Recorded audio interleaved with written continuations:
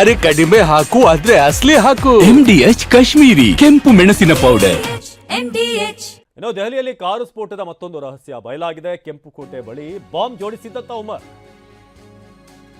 ದೆಹಲಿಯಲ್ಲಾದಂತಹ blast ಸಂಬಂಧಪಟ್ಟ ಹಾಗೆ ಒಂದು ಸ್ಫೋಟಕ ವಿಚಾರ ಗೊತ್ತಾಗ್ತಾ ಇರೋದು ಕೆಂಪುಕೋಟೆ ಬಳಿನೇ. ಬಹಳ ಸೂಕ್ಷ್ಮವಾದಂತಹ ಪ್ರದೇಶ ಇದು. ಅಲ್ಲೇ 3 ಗಂಟೆ ಕಾರ್ನಲ್ಲಿ ಕೂತು ಈತ ಬಾಂಬ್ ಅನ್ನ ರೆಡಿ ಮಾಡಿದ್ದ ಅಂತ ಗೊತ್ತಾಗಿದೆ. ತನಿಖೆಯಲ್ಲಿ ಬಯಲಾಯಿತು ಬೆಚ್ಚಿ ಬೀಳಿಸುವಂತಹ ರಹಸ್ಯ. 3 ಗಂಟೆ 9 ನಿಮಿಷದ ಅವಧಿಯಲ್ಲಿ ಬಾಂಬ್ ಅನ್ನ ರೆಡಿ ಮಾಡಿದ. ನವೆಂಬರ್ 10ರಂದು ಕೆಂಪುಕೋಟೆ ಬಳಿ ಕಾರ್ನಲ್ಲಿ ಎಂಟ್ರಿ. ಸುನೇರಿ ಮಸೀದಿ ಬಳಿ I-20 ಕಾರು ನಿಲ್ಲಿಸಿದಂತ ಕ್ರಿಮಿ. ಒಂದು 3 ಗಂಟೆ ಇದೆಯಲ್ಲ, ಒಬ್ಬ ವಿದ್ಯಾರ್ಥಿಯ ಎಕ್ಸಾಮ್ನ ಟೈಮ್ ಆಲ್ಮೋಸ್ಟ್, ಅದರಲ್ಲಿ ಅವನ ಭವಿಷ್ಯ ನಿರ್ಧಾರ ಆಗುತ್ತೆ. ಅಂಥದ್ರಲ್ಲಿ ಎಷ್ಟೋ ಜನರ ಭವಿಷ್ಯ ಹಾಳು ಮಾಡೋಕೆ ಈತ 3 ಗಂಟೆ ಯೂಸ್ ಮಾಡಿದ್ದಾನೆ. 3 ಗಂಟೆ ಕಾರಲ್ಲೇ ಕೂತು ಬಾಂಬನ್ನು ರೆಡಿ ಮಾಡಿದ್ದಾನೆ. ಸೊ ದೆಹಲಿಗೆ ಬಂದಂತ ಬಳಿಕ JM ಹ್ಯಾಂಡ್ಲರ್ಸ್ ಜೊತೆ ಸಂಪರ್ಕ. ಮಧ್ಯಾಹ್ನ 3 ಗಂಟೆ 19 ನಿಮಿಷಕ್ಕೆ ಕಾರನ್ನ ತಂದು ಪಾರ್ಕ್ ಮಾಡಿದ್ದಾನೆ ಮಸೀದಿ ಬಳಿ.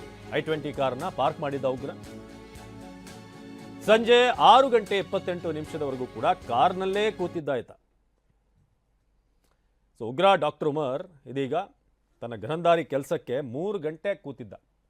ಅದೇ ಕಾರ್ನಲ್ಲಿ ತಂದು ಆ ಮಸೀದಿ ಬಳಿ ಪಾರ್ಕಿಂಗ್ ಮಾಡಿ 3 ಗಂಟೆಗಳ ಕಾಲ ಕಾರ್ನಲ್ಲೇ ಕೂತಿದ್ದ. ಕೆಂಪುಕೋಟೆ ಬಳಿ ಸ್ಪಾಟ್ ಅನ್ನ ಟಾರ್ಗೆಟ್ ಮಾಡಿದ್ದಂತ ಕ್ರಿಮಿ. ಸೋಮವಾರ ಕೆಂಪುಕೋಟೆ ಯಾವಾಗಲೂ ಕೂಡ ಬಂದಾಗಿರುತ್ತೆ. ಪಾರ್ಕಿಂಗ್ ಏರಿಯಾ ಸಂಪೂರ್ಣವಾಗಿ ಖಾಲಿ ಇರುತ್ತೆ. ಹೀಗಾಗಿ ಕೆಂಪುಕೋಟೆ ಬಳಿಯೇ ಕಾರನ್ನ ಪಾರ್ಕ್ ಮಾಡಿದ್ದ ಉಗ್ರ ಉಮರ್. ಯಾವ ರೀತಿ ಪ್ಲಾನ್ ಮಾಡಿದ್ದ ಅನ್ನೋದ್ರ ಬಗ್ಗೆ ಈಗ ನಿಮಗೆ ಇಂಚಿಂಚಾಗಿ ಮಾಹಿತಿಯನ್ನು ನೀಡ್ತಾ ಇದ್ದೀವಿ. ಸಂಪೂರ್ಣ ಖಾಲಿ ಇರುತ್ತೆ ಸೋಮವಾರ ಕೆಂಪುಕೋಟೆ ಬಳಿಯ ಪಾರ್ಕಿಂಗ್. ಇದೇ ರೈಟ್ ಟೈಮ್. ಸೊ ಉಗ್ರ ಉಮರ್ JM ಹ್ಯಾಂಡ್ಲರ್ಸ್ ಸಂಪರ್ಕದಲ್ಲಿ ನಿರಂತರವಾಗಿದ್ದ. ನವೆಂಬರ್ 10ರಂದು I-20 ಕಾರ್ನಲ್ಲಿ ಈತ ಬಂದಿರ್ತಾನೆ. ನೇತಾಜಿ ಸುಭಾಷ್ ಮಾರ್ಗ್ ಹಾಗೆ ಚಾಂದಿನಿ ಚೌಕ್ ಟಾರ್ಗೆಟ್. 2 ಕಡೆ, ಒಂದು ನೇತಾಜಿ ಸುಭಾಷ್ ಮಾರ್ಗ್, ಚಾಂದಿನಿ ಚೌಕ್, ಅಂದ್ರೆ ಈ ಭಾಗದಲ್ಲಿ.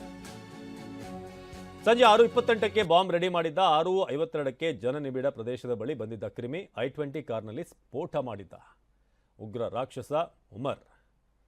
ಸೊ ಸೋಮವಾರ ಕೆಂಪುಕೋಟೆ ಯಾವಾಗಲೂ ಬಂದಾಗಿರುತ್ತೆ. ಜೊತೆಗೆ ಒಂದು ಈ ವಿಡಿಯೋದಲ್ಲಿ ಲೆಕ್ಚರ್ ಬೇರೆ. ಈ ಆತ್ಮಾಹುತಿ ದಾಳಿ ಅಂದ್ರೇನು, ಅದನ್ನು ಜನ ಏನು ಅರ್ಥ ಮಾಡ್ಕೊಂಡಿದ್ದಾರೆ, ಅದನ್ನು ತಿಳ್ಕೊಂಡು ಯಾರಿಗೆ ಏನಾಗಬೇಕು. ಆದರೆ ಇನ್ವೆಸ್ಟಿಗೇಷನ್ ಅಂತ ಬಂದಾಗ ಇದೆಲ್ಲವೂ ಕೂಡ ಇಂಪಾರ್ಟೆಂಟ್ ಆಗುತ್ತೆ. ಆತ ಕೊಟ್ಟಂಥ ಸ್ಟೇಟ್ಮೆಂಟ್ ಆ ವಿಡಿಯೋದಲ್ಲಿ. ಸೊ ಕೆಂಪುಕೋಟೆ ಬಳಿ ಕಾರು ಸ್ಫೋಟ ಆಗಿದೆ. ಉಗ್ರ ಉಮರ್ JM ಹ್ಯಾಂಡ್ಲರ್ ಸಂಪರ್ಕದಲ್ಲಿ ನಿರಂತರವಾಗಿದ್ದ ಒಂದು ಕಾಂಟ್ಯಾಕ್ಟಲ್ಲಿ. ಸದಾದ ನಂತರ ಈತ 3 ಗಂಟೆಗಳ ಕಾಲ ಇದೇ ಮಸೀದಿಯ ಪಾರ್ಕಿಂಗಲ್ಲಿ ವೆಯ್ಟ್ ಮಾಡಿದ್ದಾನೆ. ರೈಟ್ ಟೈಮಲ್ಲಿ ಜನ ಸೇರಬೇಕು, ಒಂದಷ್ಟು ಜನ ಅಲ್ಲಿ ಹೆಚ್ಚಾಗಬೇಕು ಓಡಾಟ. ಯಾಕಂದರೆ ಸಂಜೆ 6 ಗಂಟೆಯ ನಂತರ ಚಾಂದಿನಿ ಚೌಕ್ ಭಾಗದಲ್ಲಿ ಕ್ರೌಡ್ ಹೆಚ್ಚಾಗಿರುತ್ತೆ. ಇನ್ನು ಉತ್ತರಾಖಂಡ್ನಲ್ಲೂ ದೆಹಲಿ ಸ್ಫೋಟದ ತನಿಖೆ ಆಗ್ತಾ ಇದೆ. 7 ಶಂಕಿತರ ಬಗ್ಗೆ ಉತ್ತರಾಖಂಡ್ ATSನಿಂದ ಮಾಹಿತಿ. ಕೇಂದ್ರ ಗುಪ್ತಚರ ಕಚೇರಿಗೆ ಶಂಕಿತರ ಬಗ್ಗೆ ಮಾಹಿತಿಯನ್ನು ನೀಡಲಾಗಿದೆ. ಬಾಂಬ್ ಸ್ಫೋಟದ ಆರೋಪಿಗಳ ಜೊತೆಗೆ ನಂಟಿರುವಂತಹ ಶಂಕೆ. 7 ಶಂಕಿತರನ್ನ ಪ್ರತ್ಯೇಕ ಸ್ಥಳದಲ್ಲಿ ಇರಿಸಿ ವಿಚಾರಣೆ ನಡೆಸಲಾಗ್ತಾ ಇದೆ. ಏನು ನಿಮ್ಮ ಉದ್ದೇಶ, ಯಾರ್ಯಾರು ನಿಮ್ಮ ಕಾಂಟ್ಯಾಕ್ಟ್ ಅಲ್ಲಿ ಇದ್ರು, ಎಷ್ಟು ದಿನಗಳಿಂದ ನಡೀತಿದೆ ಇದು, ಎಲ್ಲಿಂದ ನಿಮಗೆ ಸೂಚನೆಗಳು ಬರುತ್ತೆ, ಇಂತಹ ಹಲವಾರು ಪ್ರಶ್ನೆಗಳು. ಮೊದಲನೇದಾಗಿ ನಿಮ್ಮ ಖಾಲಿ ತಲೆಗಳನ್ನು ಯಾರು ಬ್ರೈನ್ ವಾಶ್ ಮಾಡೋದು. ಸೊ 6 ತಿಂಗಳಿಂದ ಏನೆಲ್ಲ ಚಟುವಟಿಕೆ ನಡೆದಿದೆ ಎಂಬ ತನಿಖೆ, ಇದೆಲ್ಲವೂ ಕೂಡ ಡೀಟೇಲ್ ಆಗಿ ನಡೀತಾ ಇದೆ.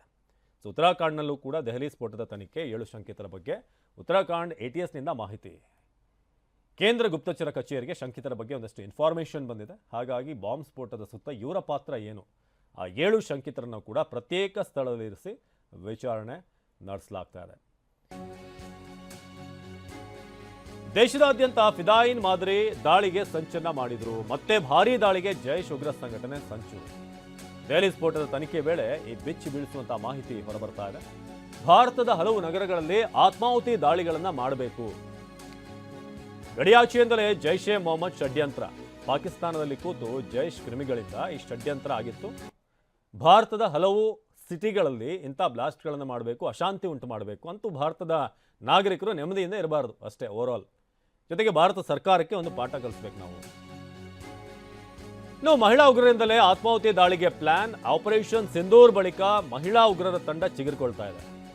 ಉಗ್ರ ಮಸೂದ್ ಅಜರ್ ಸಹೋದರಿ ಸಾದಿಯಾ ನೇತೃತ್ವ ಡಿಜಿಟಲ್ ಪ್ಲಾಟ್ಫಾರ್ಮ್ ಮೂಲಕ ದೇಣಿಗೆಯನ್ನ ಸಂಗ್ರಹ ಮಾಡ್ತಿದ್ದಾರೆ. ಇವರು ಸದಾಪೆ ಆಪ್ ಮೂಲಕ ಹಣ ಸಂಗ್ರಹಿಸಿದಂತ ಉಗ್ರರು ಜಮಾತುಲ್ ಮೊಮಿನಾತ್ ಮೂಲಕ ದಾಳಿಗೆ ಯತ್ನ ಮಾಡಿದರು.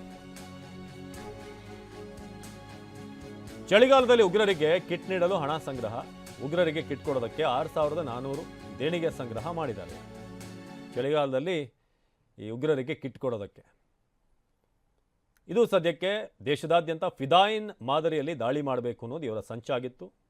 ಭಾರತದ ಅನೇಕ ನಗರಗಳಲ್ಲಿ ಇಂಥ ವಿಧ್ವಂಸಗಳನ್ನ ಇಂಥ ಬ್ಲಾಸ್ಟ್ಗಳನ್ನು ಮಾಡಬೇಕು, ವಿಧ್ವಂಸ ಕೃತ್ಯಗಳನ್ನು ಅಂತ. ಅಲ್-ಫಲಾ ವಿವಿಯಿಂದ 10ಕ್ಕೂ ಹೆಚ್ಚು ಜನ ನಾಪತ್ತೆ ಆಗಿದ್ದಾರೆ. ವಿವಿಯಲ್ಲಿ ಓದ್ತಾ ಇದ್ದಂಥವ್ರು, ಕೆಲಸ ಮಾಡ್ತಿದ್ದಂಥ ವೈದ್ಯರು, ಓದ್ತಾ ಅಂತೂ ಇರಲಿಲ್ಲ ಬಿಡಿಯವರು, ಮಾಡ್ತಿದ್ದಂಥ ಕೆಲಸಗಳೇ ಬೇರೆ. ಭಯೋತ್ಪಾದಕ ಮಾಡ್ಯೂಲ್ನಲ್ಲಿ ಭಾಗಿಯಾಗಿರುವಂತಹ ಶಂಕೆ, ಎಸ್ಕೇಪ್ ಆಗಿರೋರ ಮೊಬೈಲ್ ಫೋನ್ಗಳು ಸ್ವಿಚ್ ಆಫ್ ಆಗಿದೆ. ಕಾಣೆಯಾದವರಲ್ಲಿ 3 ಜನ ಕಾಶ್ಮೀರಿಗಳು, ಎಲ್ಲರೂ ಕೂಡ ಕಾಶ್ಮೀರಿಗಳು, 3 ಜನ ಇದ್ದಾರೆ ಅದರಲ್ಲಿ ಅಂತ ಗೊತ್ತಾಗಿದೆ.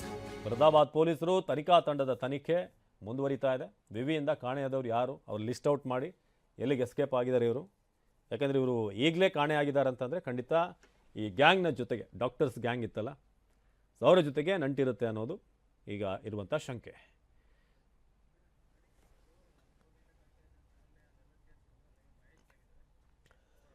ನಮ್ಮ ದೆಹಲಿಯ ಪ್ರತಿನಿಧಿ ಮಹೇಶ್ ಈ ಬಗ್ಗೆ ಹೆಚ್ಚಿನ ಮಾಹಿತಿಯನ್ನು ಕೊಡ್ತಾರೆ. ಎಲ್ಲ ವಿಚಾರಗಳಿಗೆ ಸಂಬಂಧಪಟ್ಟ ಹಾಗೆ ಮಹೇಶ್, ಇದೀಗ ಒಂದೊಂದು ವಿಚಾರಗಳನ್ನು ನೋಡಿದ್ರೂ ಕೂಡ ಭಾಳಷ್ಟು ಆತಂಕ ಮೂಡುತ್ತೆ. ಒಂದು, ಅಲ್ಲಿ 3 ಗಂಟೆ ಆತ ಬಂದು ಬಾಂಬನ್ನು ರೆಡಿ ಮಾಡಿದ್ದು, ಅದು ಕೂಡ ಕೆಂಪುಕೋಟೆ ಅಂತ ಮೋಸ್ಟ್ ಸೆನ್ಸಿಟಿವ್ ಜಾಗದಲ್ಲಿ. ಅದಾದಮೇಲೆ ಮಸೀದಿ ಬಳಿ ಬಂದು ಪಾರ್ಕ್ ಮಾಡ್ತಾನೆ, ಅಲ್ಲಿ 3 ಗಂಟೆ ವೆಯ್ಟ್ ಮಾಡ್ತಾನೆ. ಸೊ ಅದಾದಮೇಲೆ ಬ್ಲಾಸ್ಟ್ಗೆ ಇದೇ ಸೂಕ್ತವಾದಂಥ ಸ್ಥಳ, ಇದೇ ರೈಟ್ ಟೈಮ್ ಅನ್ನೋದು ಕೂಡ ಆತ ಪ್ಲ್ಯಾನ್ ಮಾಡೋದು. ಅದಾದಮೇಲೆ ಈಗ ಈ ವಿವಿ ಕಡೆ ಹೋದರೆ ಅಲ್ಲೂ ಕೂಡ ಒಂದಷ್ಟು ಜನ ಎಸ್ಕೇಪ್ ಆಗಿದ್ದಾರೆ. ಸೊ ಈ ಕೇಸ್ಗೆ ಸಂಬಂಧಪಟ್ಟ ಹಾಗೆ, ಡೆಲ್ಲಿ ಬ್ಲಾಸ್ಟ್ ಸಂಬಂಧಪಟ್ಟ ಹಾಗೆ ಈ ಕ್ಷಣಕ್ಕೆ ಏನು ಅಪ್ಡೇಟ್ ಇದೆ ಮಹೇಶ್?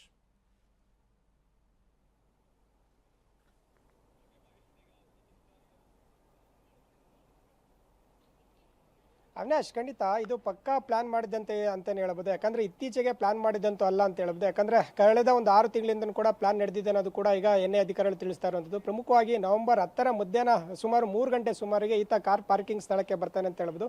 ಅಂದರೆ ಕಾರ್ ಪಾರ್ಕಿಂಗ್ ಸ್ಥಳದಲ್ಲೇ ಬ್ಲಾಸ್ಟ್ ಮಾಡಬೇಕು ಅನ್ನೋದು ಕೂಡ ಮೊದಲನೇದಾಗಿ ಅವನ ಪ್ಲಾನ್ ಆಗಿರ್ತದೆ. ಆದರೆ ಆತನ ಜೊತೆ ಬೇರೆ ಒಬ್ಬರು ಏನು ಫೋನ್ನಲ್ಲೂ ಕೂಡ ನಿರಂತರವಾಗಿ ಸಂಪರ್ಕದಲ್ಲಿ ಇದ್ರು. ಅಂದರೆ ಜೆ ಮ್ಯಾಂಡ್ಲರ್ ಏನಿದ್ದ, ಆತನ ಏನು ಇಲ್ಲಿ ಏನು ಮಾಡ್ತಾ ಇದ್ದೀನಿ ಮತ್ತು ಎಲ್ಲಿ ಸ್ಥಳಗಳನ್ನು ಗುರ್ತು ಮಾಡ್ತಾ ಇದ್ದೀವಿ ಅನ್ನೋದು ಕೂಡ ಆತ ಇಂಚಿಂಚು ಮಾಹಿತಿ ಕೊಡ್ತಾ ಇದ್ದೆ ಅಂತ ಹೇಳ್ಬೋದು.